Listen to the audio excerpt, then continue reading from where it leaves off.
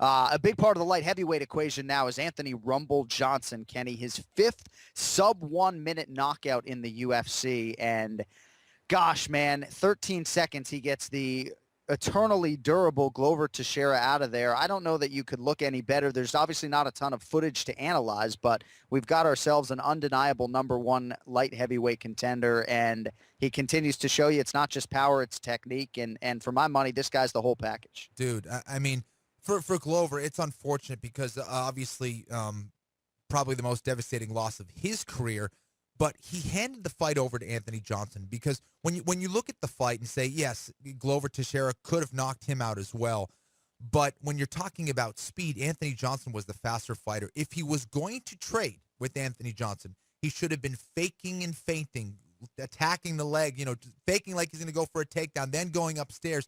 You can't go in a direct line and not find an angle and not feint your way in against the faster fighter. You just can't do it. And when you talk about Anthony Johnson's power, he might be the best knockout fighter I've ever seen in the UFC. Just the kind of power that he hits. It doesn't matter if it's an uppercut, a hook, a left hand, a right hand. He's going to knock your head off your shoulders. He's got that kind of power.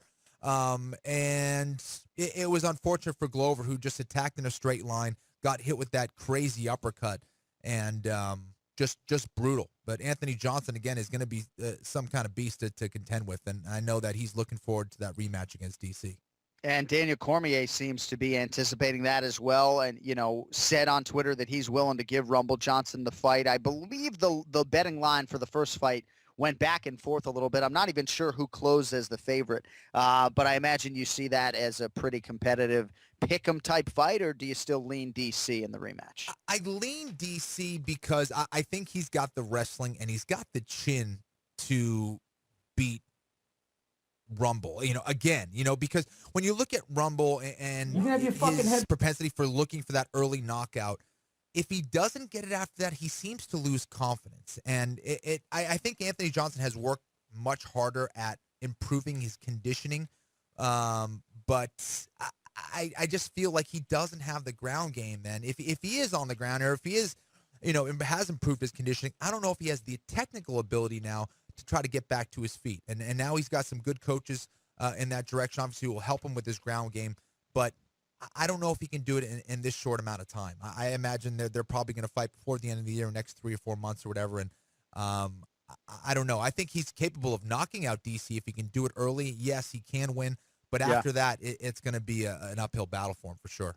Well, and even when cardiovascularly you are in great shape, because that's the thing. I mean, Rumble Johnson's working hard, but sometimes just you have the adrenaline dump and you panic, or the mental game, eludes you there for a little bit, and it can cost you the fight. So you're right. He's got the right coaches there. Neil Melanson certainly helping him with his ground game, and he has talked a lot about how valuable Neil has been in terms of helping that part of his game. We didn't get to see it a lot against Teixeira, but again, the training camp and an extended training camp, by the way, to fight a guy like Glover Teixeira, I think should pay dividends in any rematch with Daniel Cormier.